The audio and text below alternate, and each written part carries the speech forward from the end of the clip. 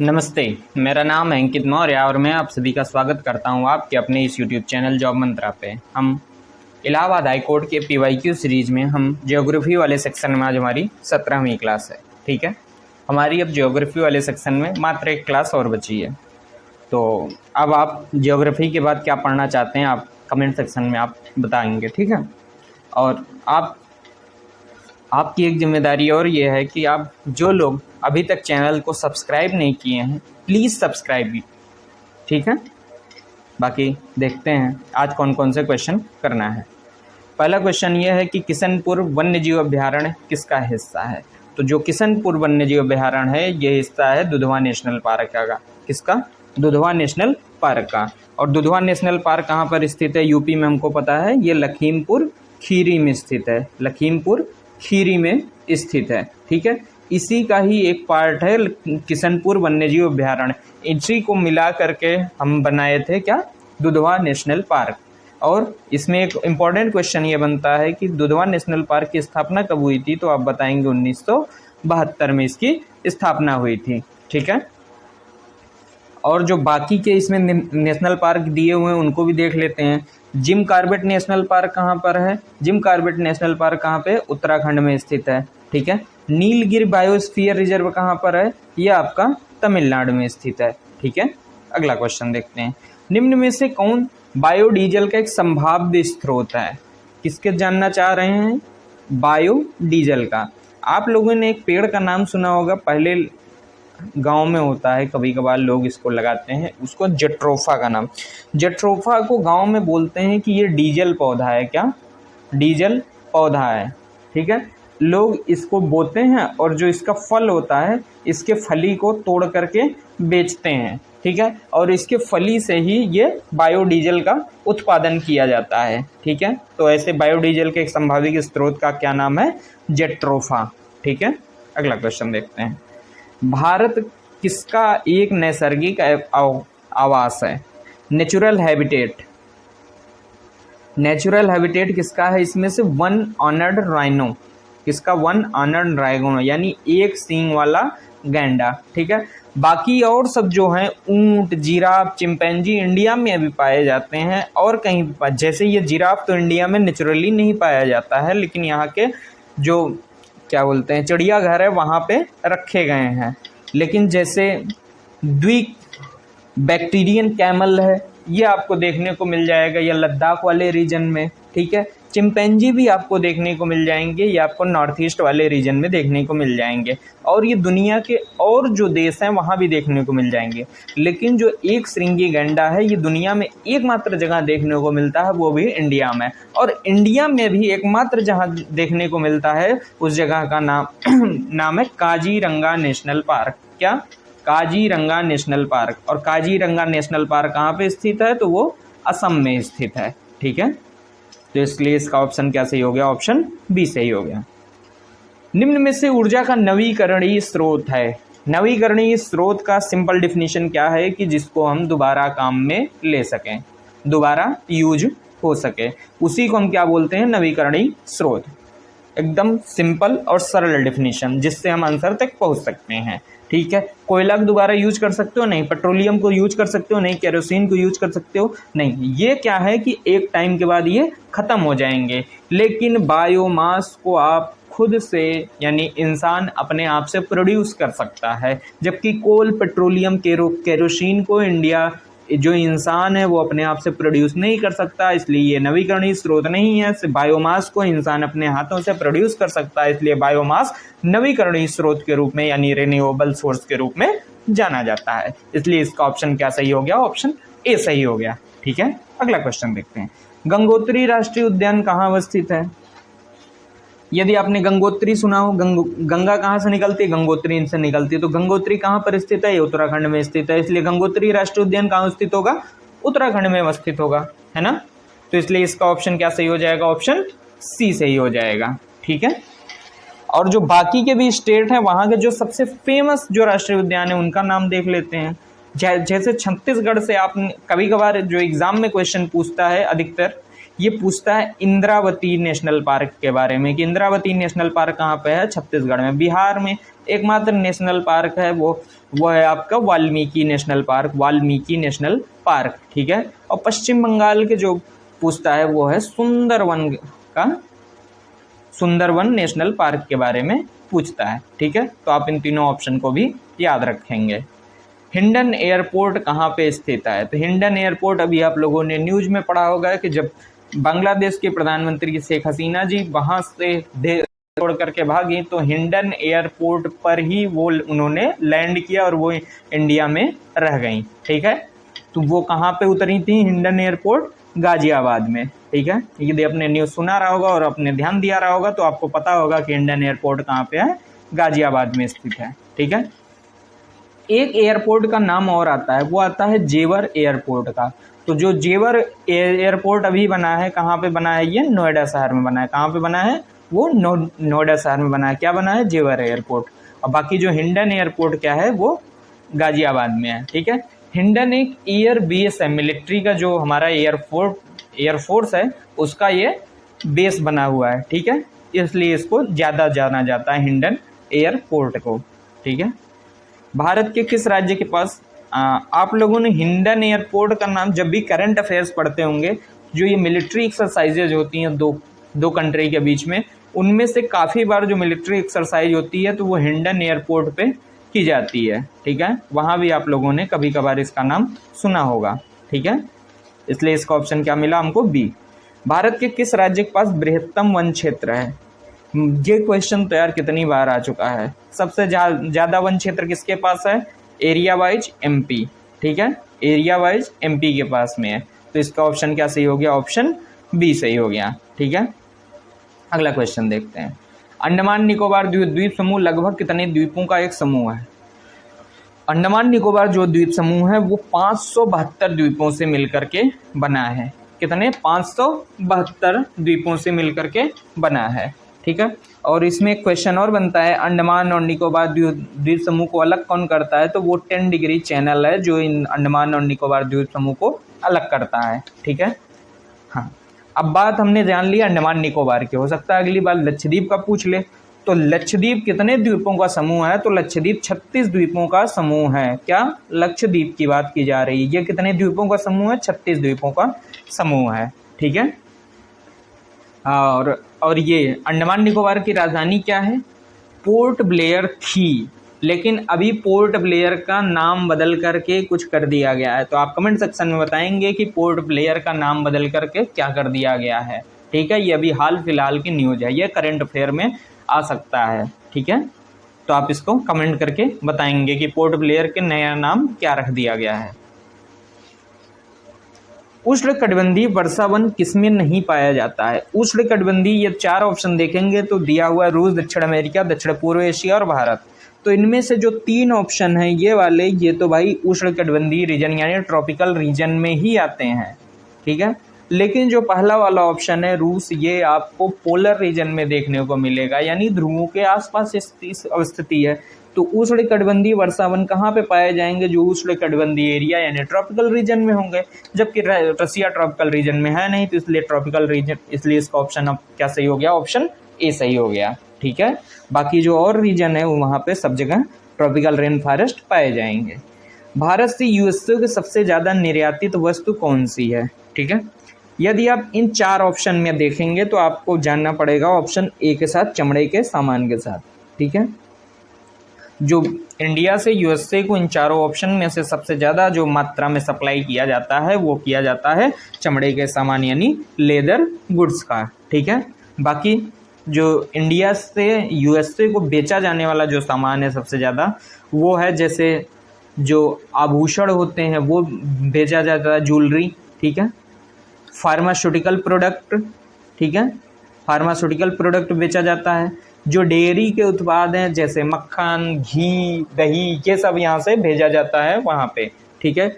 और हथकरघा के, भारत के हथकरघा का मांग वहाँ पे बहुत ज़्यादा है, ठीक है। और सूती धागों की भी मांग अमेरिका में बहुत ज़्यादा है, ठीक है। तो ये प्रोडक्ट इंडिया यूएसए को भेजता है, ठीक है। इनमें से अनाज तो नहीं ही भेजता है, ठीक है। अनाज, फल, लकड़ी बहुत कम जाती भी होगी तो बहुत कम मात्रा में जाती होगी, ठीक है। आप ऑप्शन से भी उस पर पहुँच सकते थे कि यार अनाज, फल और लकड़ी तो यूएसए में बहुत मात्रा में होता है, क्योंकि वहाँ जो यूएसए है वहाँ पे खेती भी बहुत होती है, ठीक है। कृषि योग्य क्षेत्र बहुत है, तो वहाँ पे खेती, नदियाँ हैं, पहाड़ है, सब कुछ है उसके पास, ठीक है। तो इसकी ज़रूरत नहीं पड़ती, लेकिन हाँ चमड़े के सामान को उसको ज़रूरत पड़ती है और इंडिया से वो आप एक्सपोर्ट किया जाता है, ठीक है। नील नदी कहाँ से होकर के बहती है? जो नील नदी है इनमें से आप देखेंगे तो ऑप्शन जो डी है वहाँ से होकर के बहती है, ठीक है। यदि आपको देखना है कि नील नदी कहाँ कौन कौन से देशों से होकर के बहती है तो नहीं, पहले देखते हैं कि नील नदी कहाँ से उद्गम होता है। जब आप मैप खोलिए, मैप में अफ्रीका वाले रीजन में जब जाएंगे तो आपको वहाँ पे देखने को मिलेगा विक्टोरिया झील। कहाँ पे? विक्टोरिया झील। यहीं से ही इसका उद्गम स्थल माना जाता है। कहाँ से? विक्टोरिया झील से, ठीक है। यहाँ से होकर के ये आप देखेंगे Burundi, democratic Republic of Congo, ठीक है, Eritrea, Ethiopia, Kenya, Rwanda, south Sudan, Sudan, Tanzania, Uganda, Egypt, total जो अफ्रीका की 11 देशों से होकर के बहती है, ठीक है। आप इसको मैप में एक बार लोकेट कर लेंगे ताकि जब भी भविष्य में क्वेश्चन इससे आए तो आप इसको सही कर लें, ठीक है। आप मैप उठाइए, इन 11 देशों को वहाँ पे लोकेट करिए। कौन कौन से? Burundi, democratic Republic of Congo, Egypt, Eritrea, Ethiopia, Kenya, Rwanda, south Sudan, Sudan, Tanzania, Uganda, ठीक है। ये जो 11 देश हैं, 11 देशों में से इन चारों में से किसका नाम आया? सिर्फ इजिप्ट का नाम आया, यानी मिस्र का नाम आया। तो इसलिए ऑप्शन क्या सही है? ऑप्शन डी सही है, ठीक है। नील नदी को ही मिस्र की जीवन रेखा भी कही जाती है। क्या? मिस्र की जीवन रेखा कही जाती है, ठीक है।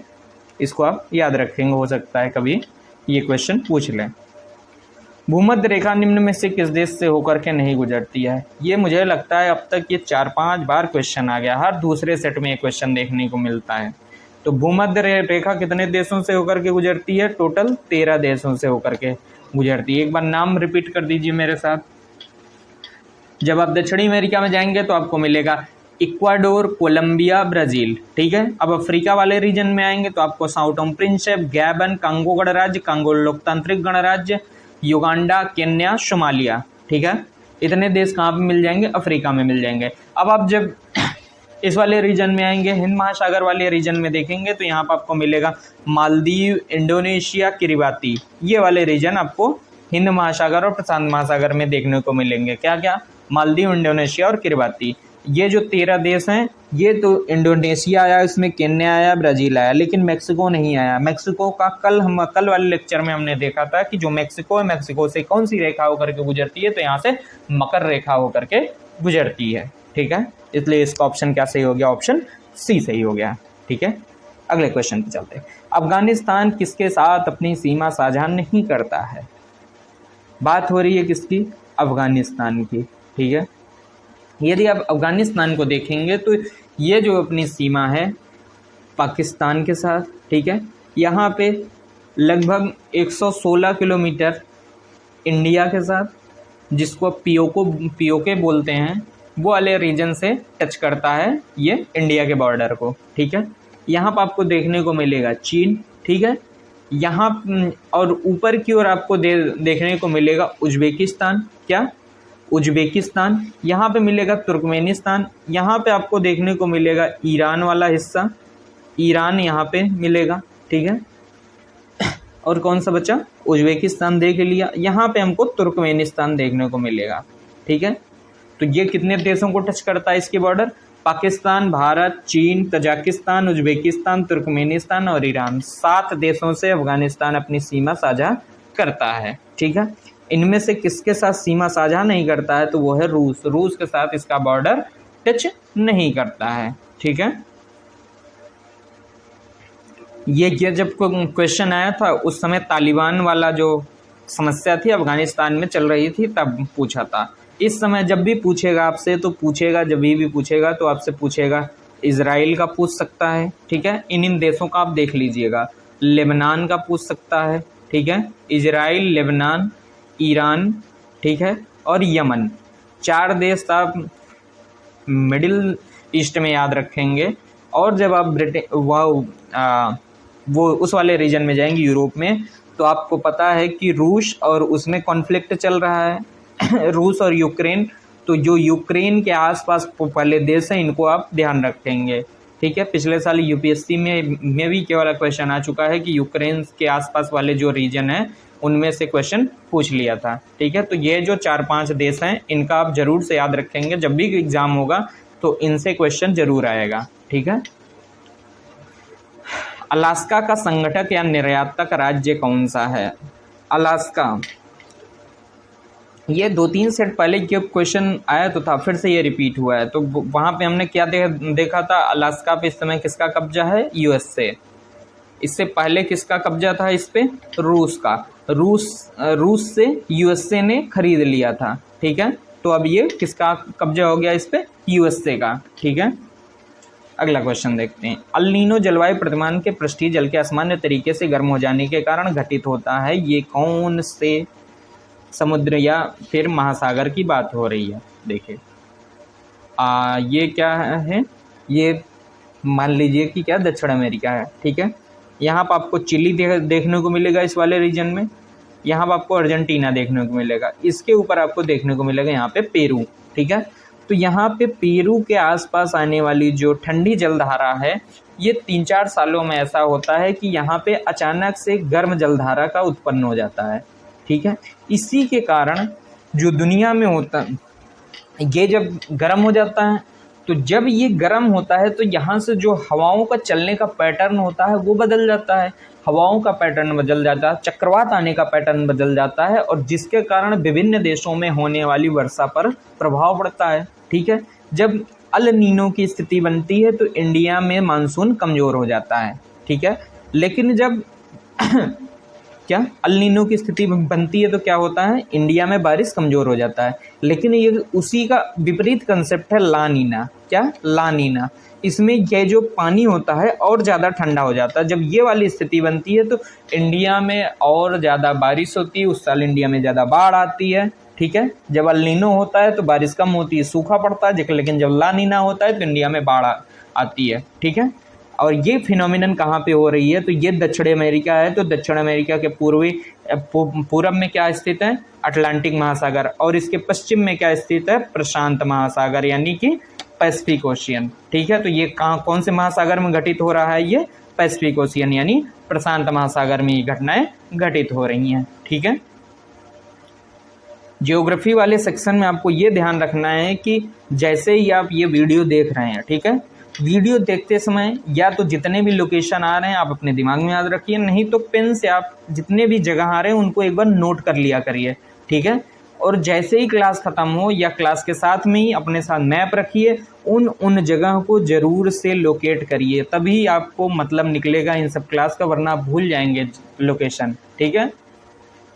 इसका मैक्सिमम फ़ायदा उठाना है तो आप यही चीज़ कर सकते हैं कि हर एक जगह को मैप लोकेट करना है। ज्योग्राफी का मतलब मैप, ठीक है। यदि आपका मैप होगा तो काफ़ी क्वेश्चन अपने आप सही हो जाएंगे, ठीक है।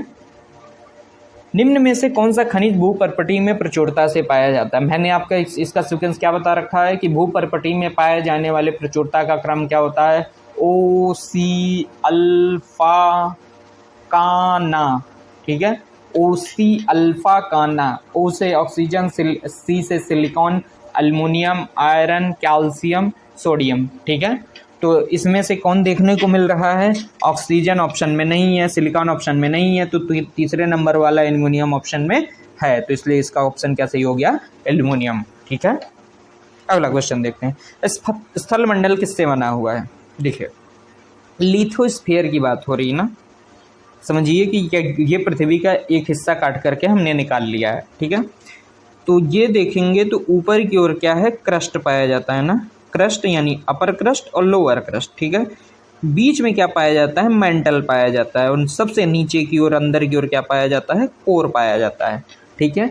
मेंटल में एक स्थिति ऐसी आती है जहाँ पर वो मेंटल जो है गर्म गलित अवस्था में है, यानी कि ये लिक्विड फॉर्म में पाया जाता है, ठीक है। इस लिक्विड फॉर्म के ऊपर ये जो पृथ्वी का ऊपरी हिस्सा यानी कोर का कुछ हिस्सा, कुछ अपर मेंटल का हिस्सा, ये पूरा हिस्सा इस जो लिक्विड है, गर्म गलित अवस्था में जो मिट्टी है उसके ऊपर तैरता रहता है। ठीक है, इसी को हम लोग देते हैं पूरे हिस्से को कि ये लिथोस्फीयर है। क्या है?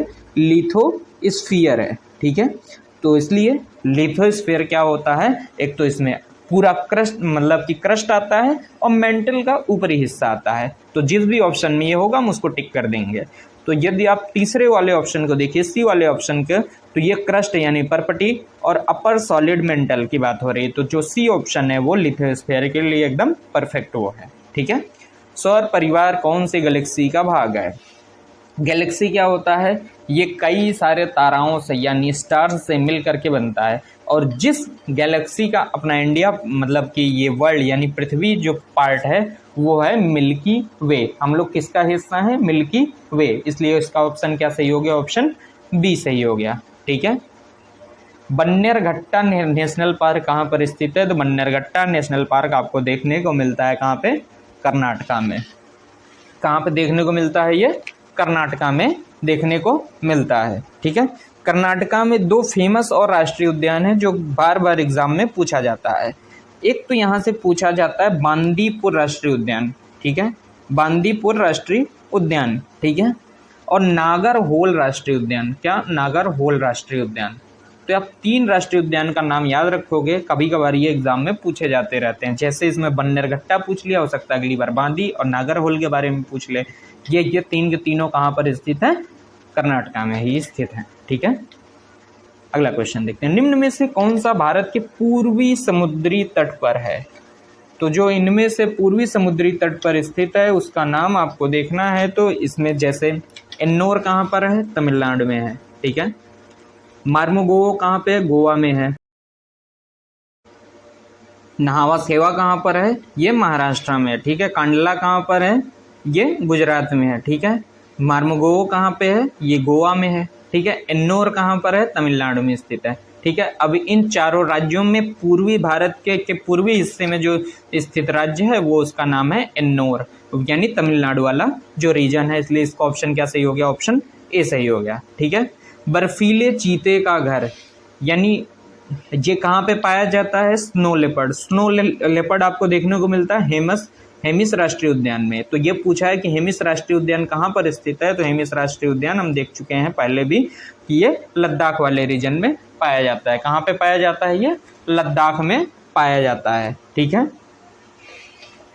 कीपल द्वीप समूह किसके विस्तार के कारण पूर्णतया सफेद हो रहा है? पहली बात तो हमको जानना पड़ेगा कि कीपल द्वीप समूह कहाँ है। समझिए कि ये ऑस्ट्रेलिया है। ठीक है, ऑस्ट्रेलिया के जब आप नॉर्थ और ईस्ट वाले रीजन में जाएंगे तो जब आप मैप में देखेंगे तो यहाँ पे एक स्टेट इसका देखने को मिलेगा। इसको बोलते हैं क्वींसलैंड। क्या बोलते हैं?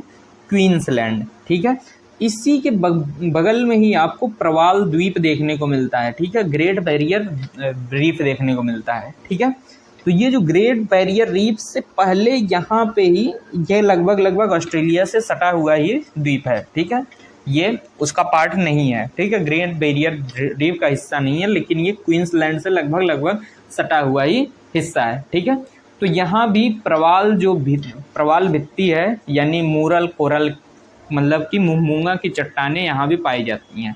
लेकिन स्टारफिश के कारण जो यहाँ की जो आइलैंड है वो धीरे धीरे सफ़ेद हो जा रही है। ठीक है, किसके कारण? स्टार फिश की उपस्थिति के कारण। ठीक है, ये जिस समय क्वेश्चन आया था उस समय ये जो था ये न्यूज में था, उस समय का ये करंट अफेयर्स था। ठीक है, तो आपको परेशान होने की ज़रूरत नहीं है यदि ये पूछ रहा है।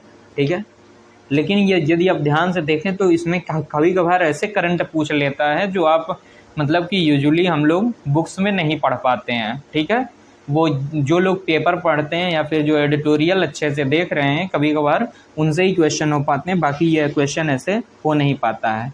ठीक है, अब बाकी यदि आप इनके लिए ज़्यादा परेशान नहीं होंगे क्योंकि ऐसे क्वेश्चन की संख्या मुश्किल से 2-3 ही होती है। ठीक है, अब आप उसके चक्कर में बाकी के क्वेश्चन अपने बर्बाद नहीं करेंगे। पर्यावरणीय परितंत्रीय अनुक्रम का विचार पहली बार किसने प्रदान किया था? तो पहली बार इसको दिया था फ्रेडरिक क्लीमेंट ने। कब दिया? फ्रेडरिक क्लीमेंट ने दिया था। ठीक है, ये पर्यावरणीय परितंत्रीय अनुक्रमण यानी कि कॉन्सेप्ट ऑफ इकोलॉजिकल सक्सेशन होता क्या है, ठीक है। जैसे इसका सबसे यदि आप बेसिक डिफिनीशन दो तीन शब्दों में जानना चाहें तो इसका मतलब होता है समय के समय के साथ जीवों का परिवर्तन।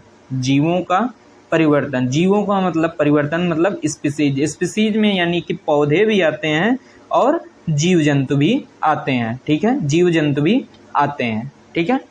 इनका समय के साथ परिवर्तन ही क्या कहलाता है, इकोलॉजिकल सक्सेशन कहलाता है। सबसे सिंपल डेफिनेशन है, ठीक है। जीवों का समय के साथ परिवर्तन ही क्या कहलाता है, इकोलॉजिकल सक्सेशन होता है, ठीक है। इसको एक एग्जांपल से समझते हैं। जैसे यहाँ पे कुछ मतलब कि पहले जंगल था, कुछ ऐसा था, लेकिन परिस्थितियां ऐसी बनी कि यहाँ से जितने भी जंगल थे, पेड़ पौधे थे, बिल्कुल समाप्त हो गए, ठीक है। अब मिट्टी बची, न पेड़ पौधे हैं, जब तो पेड़ पौधे हैं, न कोई जानवर बचेगा, न कुछ बचेगा।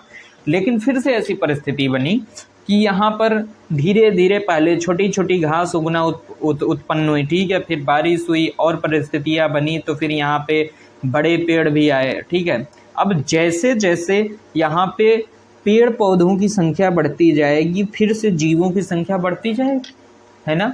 शुरू में सिर्फ छोटे जानवर होंगे, सांप, बिच्छू, कुछ एक आध दो चिड़िया होंगी, लेकिन जैसे जैसे पौधों की संख्या बढ़ेगी, यहाँ पे उन जीवों को खाने वाले जीवों को भी संख्या बढ़ती जाएगी। तो यहाँ पे जो बाज होंगे या फिर जो शेर होंगे, बाघ, चीता, ये सब भी आ जाएंगे, है ना।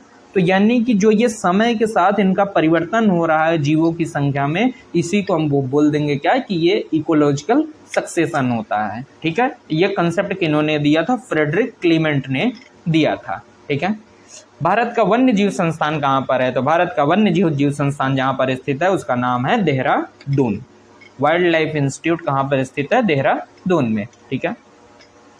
किस महासागर में ज्वालामुखी अग्निवलय अवस्थित है, यानी कि ये हमसे जानना चाह रहे हैं वोल्केनिक रिंग, इसी को बोलते हैं हम फायर ऑफ रिंग बोलते हैं ना, क्या बोलते हैं हम इसको, फायर ऑफ रिंग, ठीक है, फायर ऑफ रिंग बोलते हैं, ठीक है, अग्निवलय, ठीक है। यदि आप मैप को उठा के ध्यान से देखें तो जो प्रशांत महासागर है, तो प्रशांत महासागर के चारों ओर, प्रशांत महासागर के इस वाले हिस्से में क्या है, नॉर्थ अमेरिका है, ठीक है। इस वाले हिस्से में आपको देखने को मिलेगा, पश्चिम वाले हिस्से में आपको एशिया महाद्वीप देखने को मिलेगा, ठीक है। इसी के बीच में क्या स्थित है, प्रशांत महासागर स्थित है, ठीक है। तो ये जो प्रशांत महासागर और ये जो किनारे किनारे स्थित महाद्वीप हैं, इनके किनारे जो यहाँ पे वोल्केनिक इरप्शन सबसे ज़्यादा होता रहता है, ठीक है।